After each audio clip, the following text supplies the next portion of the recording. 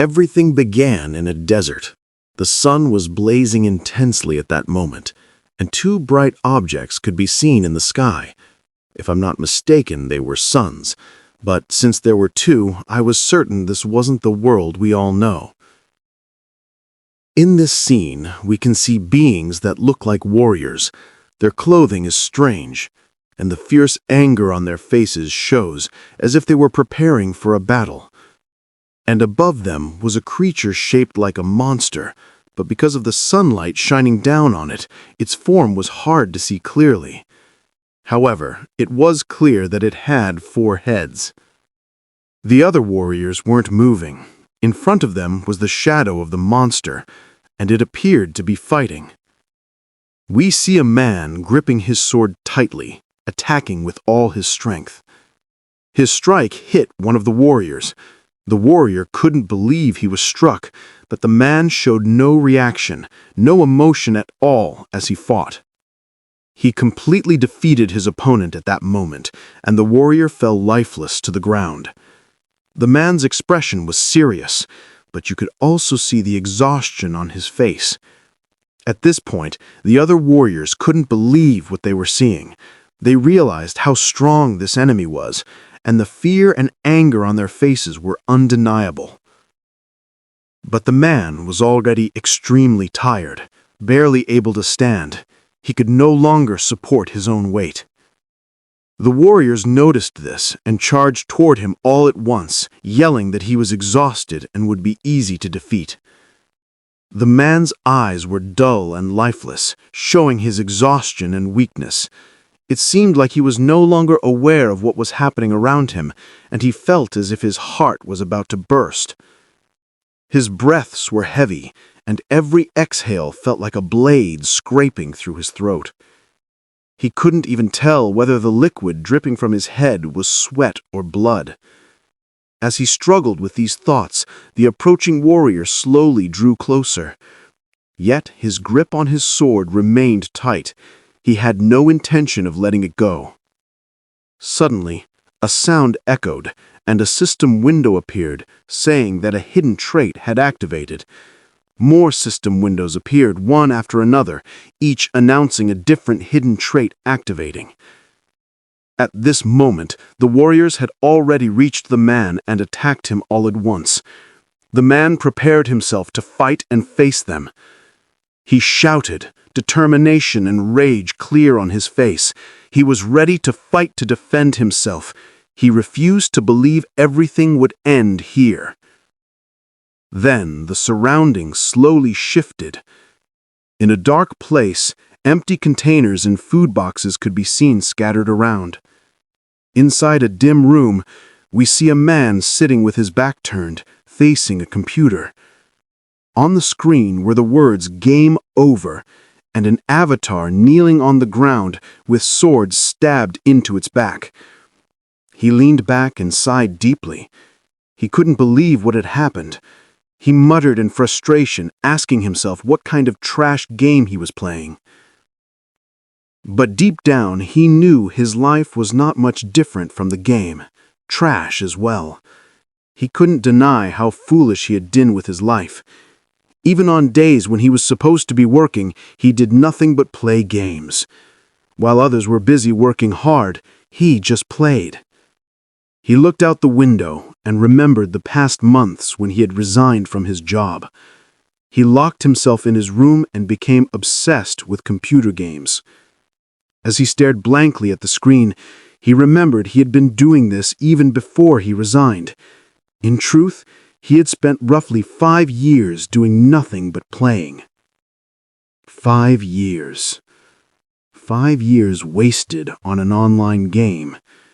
In his mind, his life had become a legend. Unfortunately, a legend in the worst possible way. Pangania. This was the game he focused on for so long. The game Pangania became popular 5 years ago. It was known for a saying, "Whoever completes the game will be granted their heart's desire." People with money and free time became curious and tried it, but in the end, all of them failed. 5 years had passed and still no one had ever completed the game. The number of players dwindled until only a few remained. Now, during the hours when he wasn't playing, the number of players online dropped to 0, meaning he was the last remaining player of Pangania. Pangania was infamous for being brutal, technical, and extremely difficult since the day it launched. Boss fights made you question whether the game was meant to be cleared at all. Your companions could betray you suddenly without warning, and the named NPCs would hunt you down the moment you gained a bounty. Because of all that, the brief fame of the game vanished instantly. Sometimes he wondered if some malevolent entity was purposefully preventing players from finishing it. He remembered that his character possessed 8 of the 15 unique items in the game, and yet still died in the end. 5 years of progress vanished in an instant. But something strange happened. When the system window appeared, it said his character had been deleted due to the death penalty, and he would receive 1.6 million soul points. As his character slowly disappeared, system windows kept popping up. His eyes widened. 1.6 million soul points? He never expected his unique items to give that many points. All his previous deleted characters combined only ever gave him around 80,000 points. Pangania had an SP system. Every time your character was deleted due to the death penalty, you received SP equal to that character's value. You could use SP to create a new character, and the more SP you spent on talents, the faster and stronger your character would become. One character he once created using 10,000 SP invested in sword talent had reached the title Grand Master of Swordsmanship before dying again. To fully max a talent, you needed 10,000 points. With 1.6 million, he could practically max every talent of a new character. Normally, he focused on magic talent for easier leveling, but this time he moved the cursor over the random button. He thought, he'll never clear the game anyway, so why not try randomized talents? This could be his first and last proper attempt before deleting the game for good. As he debated his decision, he suddenly remembered something, his ex-girlfriend apologizing to him. He couldn't believe it at the time, nor could he understand what she meant. She continued speaking, saying he was a good man, but she couldn't continue dating someone with no future.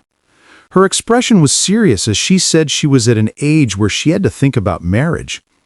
He froze. He wanted to speak, but instead chose to stay silent. She said her friends were dating and even marrying partners who worked stable jobs at major companies.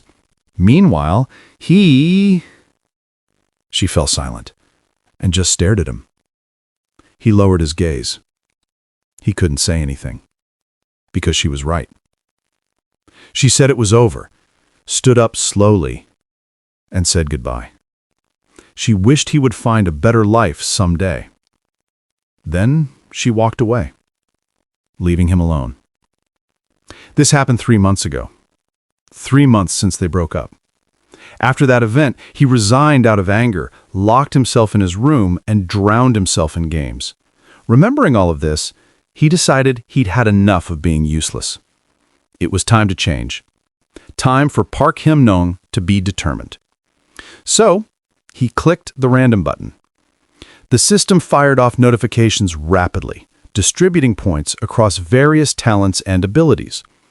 As the system continued allocating points, he was shocked. A new system window appeared saying a hidden piece had been activated.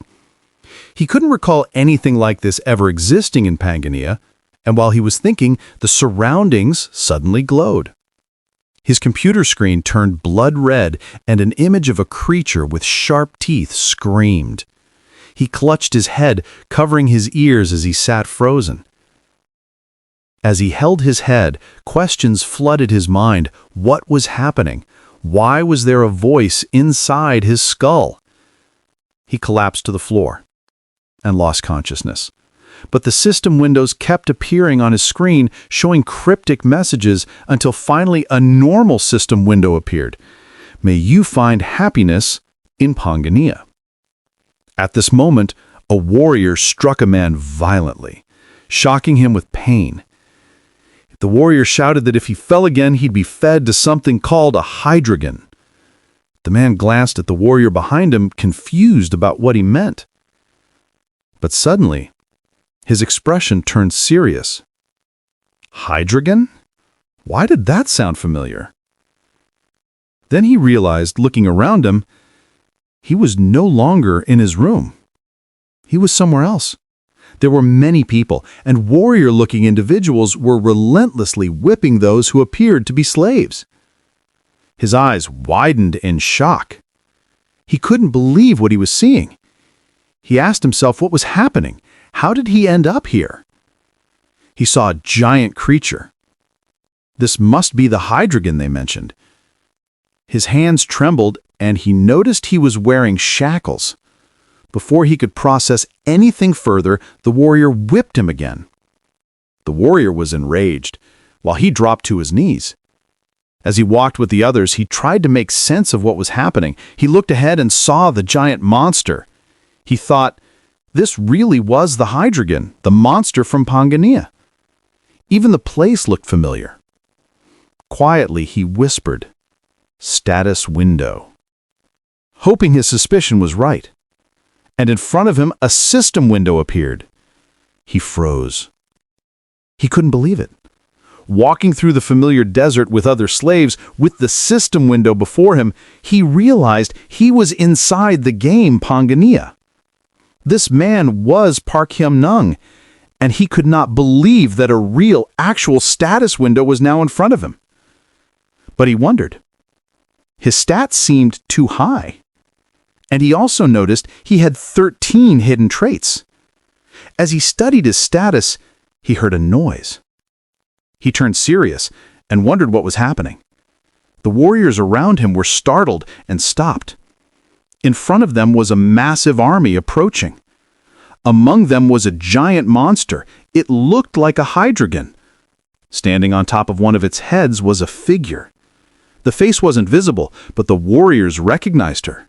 One shouted that it was the army of the Desert Queen, accusing them of breaking the treaty and now attacking. Now it was clear a woman was standing on the creature's head. Park Hyun-nung was stunned. She looked familiar. Could she be the one known as the Snake Princess? A system window suddenly appeared, presenting his first main quest. Main Quest 1. Survive and stay alive. Rewards depend on the outcome. He was stunned. Survive? Arrows rained down on them.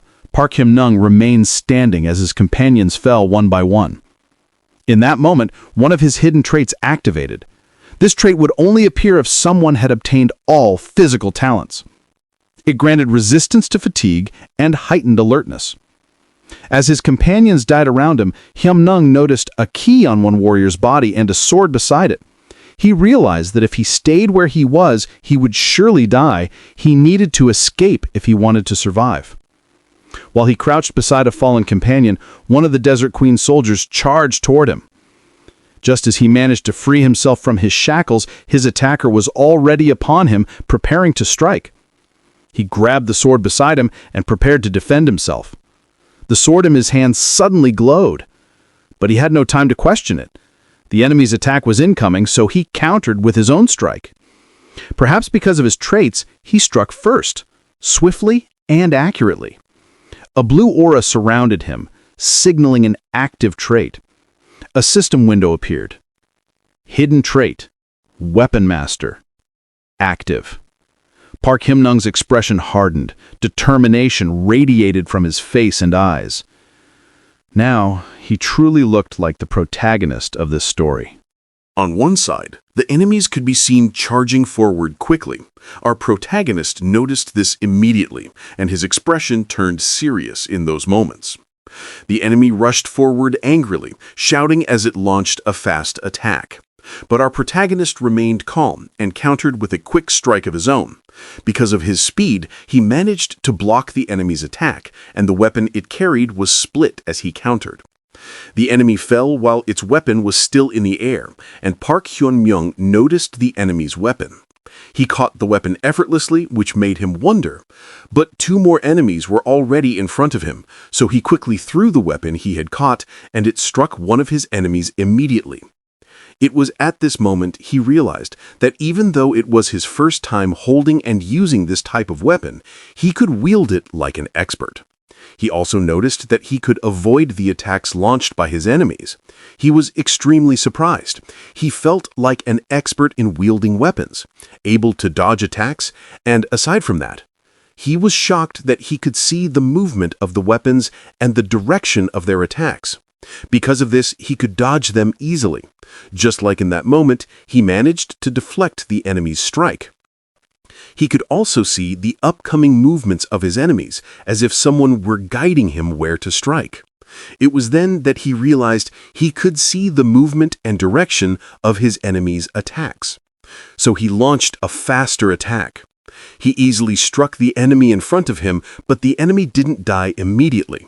So he quickly followed up with another strike using one of the weapons he held. But even though he felt like an expert in battle, he was beginning to grow tired. His breathing became deep, but his eyes continued scanning his surroundings. He couldn't afford to let his guard down at this moment.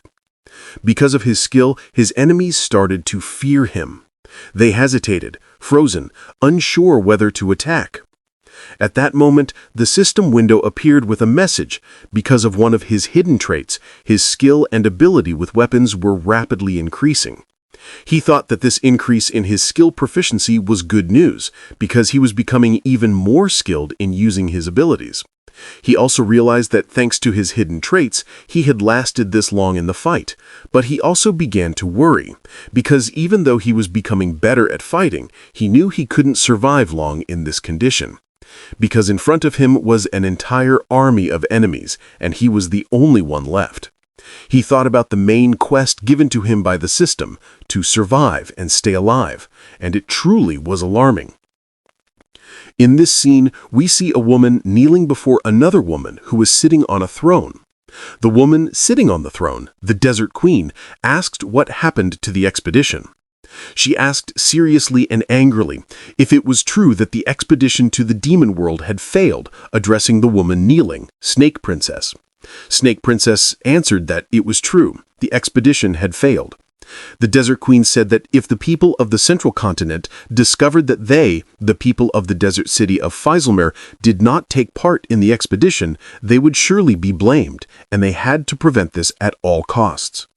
She ordered Snake Princess to go to the Kaltzman Desert to eliminate the remaining members of the expedition. They had to erase all possible evidence that Faisalmer did not send their forces to help. The Desert Queen said that if this mission went well, she promised she would remove the curse placed on Snake Princess, but it seemed that Snake Princess did not like what the Desert Queen said. But despite that, she answered that she understood the order and would carry it out. We see Snake Princess observing the battle taking place. She asked one of the soldiers if they were finished with their task. The soldier answered no, because there was still one slave left who was fighting against our army. Snake Princess couldn't believe the soldier's report. Only one slave remained fighting against our army, and yet they had still not defeated him. In the middle of the battle, bodies could be seen scattered on the ground. Our protagonist, Park Hyun-myung, was still standing and surrounded by enemies. His breathing was heavy and he was clearly exhausted, but the system window appeared saying that his level had increased, becoming level 2. A moment later, the system window appeared again, saying that his health and mana were restored and his fatigue removed because of his level up. So our protagonist was full of strength again, returning to his best condition.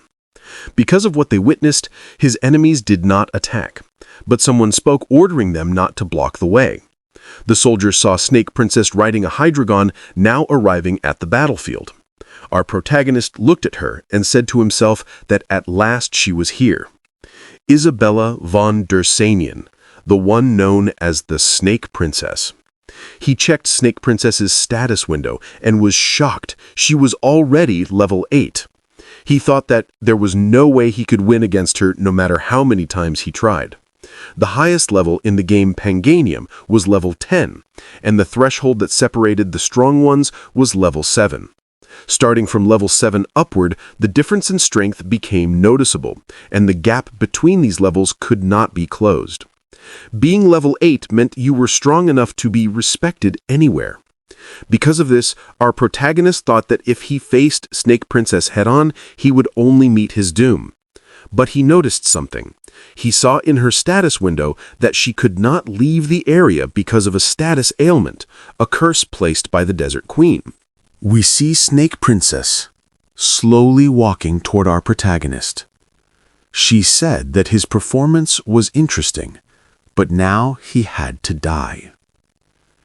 He didn't answer. Instead, he remembered the reason he played Panganea, even though the game was heavily criticized for being extremely difficult. It was because even in the hardest games, he always found a solution, a way to beat them. Snake Princess rushed toward our protagonist, but he remained standing still. Her attack was fast. When her blade was close to him, our protagonist spoke. He asked if she wanted the curse placed on her by the Desert Queen to be removed. The blade stopped near his neck, and the look on Snake Princess's face showed confusion, doubt, and hesitation. She stepped closer and stared at him, asking who he was. He answered that he was the Star Bearer, and that he could help her remove the curse and escape the desert. Snake Princess was shocked, unable to believe what she heard. As she was thinking, our protagonist said to himself that his plan had worked. He remembered the Star Bearer. It was an NPC class needed by players in Pangania to surpass the max level. That class belonged only to NPCs, so he wasn't a real Star Bearer. And because Isabella, the Snake Princess, wanted her curse removed, she would definitely listen to him. The reason he knew she wanted the curse gone was simple. Isabella von der Seen was one of the characters he created. Isabella was a tragic character he had to abandon because he made the wrong start in the game. And the curse, known as the Queen's Curse, was a game mechanic to keep players in the starting map at the beginning of the game. But players' characters were made to reach and see the end of the game. They were created to travel across the whole world and witness its conclusion. But he had abandoned her in this place, unable to leave the starting map because of the Queen's curse. As he was thinking, he was shocked when Isabella spoke and asked for his name. Our protagonist thought for a moment and answered that his name was Randolph. The system window appeared, saying that his character name had been set. Isabella turned around and said she would postpone killing him. But while her back was turned, she added that if he was lying, she would definitely kill him and tear him into pieces. Isabella walked away through her soldiers and ordered them to protect our protagonist and accompany him, as he was now an honored guest and should be treated well. The system window appeared again, saying that the main quest had been completed and the results were being prepared. But in this moment, our protagonist, Randolph, began to lose consciousness. He collapsed, thinking that he had survived. When night came, in a large palace, we see Randolph resting as he soaked in a bathtub. In front of him, the system windows displayed his rewards. As he looked at them, he learned that one of his rewards was the Soul of the Hydragon, a reward that had only been received once since the beginning of Pangania, and the Sword of Michela, a valuable early game weapon. He never expected to receive both at the same time. But he was puzzled by one of the rewards, the broken piece of the golden scale. and he wondered what the synchronization between reality and Pangenium meant. As he was thinking, the door opened and 3 maidservants entered. They asked if he wanted them to help him clean. He answered that they should only clean his feet, thinking that Isabella was already testing him. As they cleaned him, he thought that these were Isabella's chambermaids, and if he reacted to them, she would surely grow suspicious. Because star-bearers did not have sexual desire, so in his mind he needed to remain calm. But when he opened his eyes, he saw the body of one of them. In his mind, he immediately shouted, "Status window," to block his line of sight.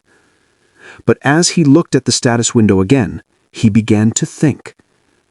What exactly was the boundary between Pangenia and reality? But while reading the status window, he suddenly froze. He went blank, and one of the women noticed him and called to him. But he didn't notice her and kept staring at the status window, telling himself that what he was reading was impossible. Gracia and I Love Mint Chocolate, players he used to play with. He remembered thinking that maybe they had stopped playing because they suddenly disappeared. But he never expected that they had also arrived in this world like him. And even more unbelievable, he saw in the information that he had been ranked in survival. Because of this, he had unlocked the logout feature. Our protagonist was shocked and became serious. The logout feature, he could leave the game. He quickly stopped the women from whatever they were doing and left immediately because he needed to speak with the stars. The women were surprised and said the princess had ordered them to attend to him properly. But he said that if he didn't talk to the stars, he would lose his power. He told them to ask the princess if that was what she wanted. They froze and thought about it.